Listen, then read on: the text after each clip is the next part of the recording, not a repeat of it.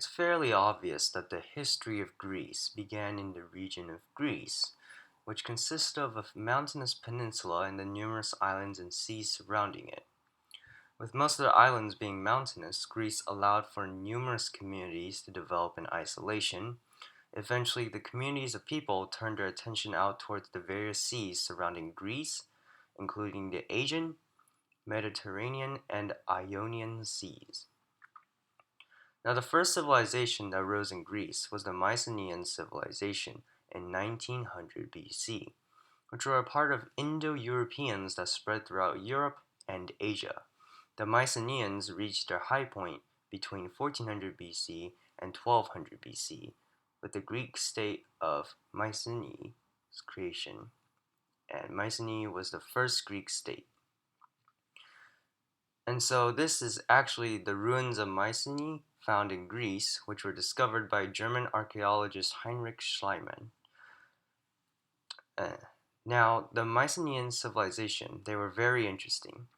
The Mycenaeans had their own form of government, which was a monarchy.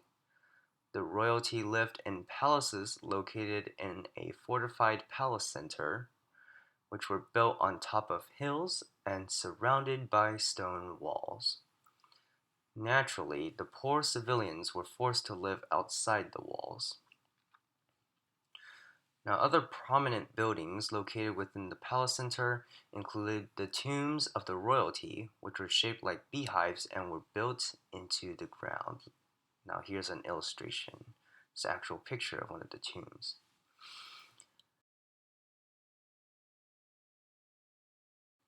Due to their close proximity to the sea, the Mycenaeans were able to spread out further and eventually establish colonies throughout the Mediterranean. With colonies came trade routes, and actually, archaeologists have found Mycenaean pottery in Syria and Egypt in the east, Sicily, and southern Italy in the west. Now, along with establishing colonies and trade routes, the Mycenaeans also engaged in the art of war. Early Mycenaean wall murals found in Mycenae depicted multiple scenes of war and hunting of large predators, such as in this wall mural, which depicts a scene of hunting.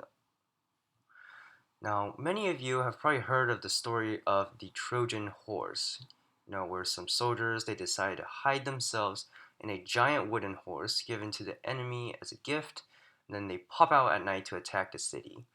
Now, interestingly enough, the Mycenaeans were the ones who actually pulled that off during the Trojan War, which took place in 1250 BC and was later described by the Greek poet Homer in one of his epics. Besides participating in the Trojan War, the Mycenaeans also spread out militarily and conquered the area or island of Minoan Crete. Unfortunately, the Mycenaean civilization didn't last after multiple incidents of states fighting each other, earthquakes, and foreign invaders. By 1100 BC, the Mycenaean civilization was no more.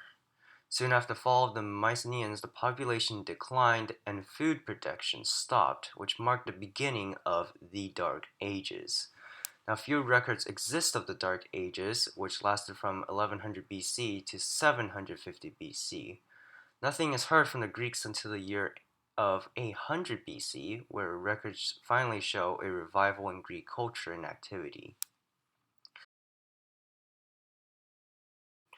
Now, by 850 BC, the Greeks were finally able to break free of the Dark Ages with the invention of iron, which replaced the use of bronze weaponry and bronze tools for our agriculture. Now, with a much more efficient and powerful tool, the Greeks were able to wage war on a whole new level and reverse the food production decline. With the gradual increase in food came perhaps one of the most important advancements in society, the Phoenician alphabet. So here, this is how you spell it, Phoenician. Now, the reason why the Phoenician alphabet is such an important advancement is because it broke words down into 24 different letters and used these letters to form words.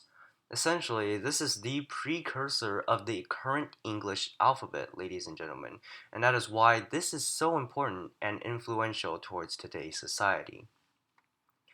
And soon after the Phoenician alphabet was created, literary works began to appear. Now, perhaps one of the most important poet at the time was Homer. Now, Homer didn't write short rhymes, but he did write epics, which were extremely long poems about the deeds of a specific hero. Now, because of Homer, you now have to read works such as the Odyssey and the Iliad. And besides creating the first literary works, Homer was basically creating history for the Greeks. His epics were so important, they were used to educate generations of Greeks about arete, which is excellence achieved through bravery. Now, this one man and his epics gave Greeks a motto of heroism and honor. And that pretty much sums up section 4.1. Thanks for tuning in and listening, and I hope you learned something. Thank you.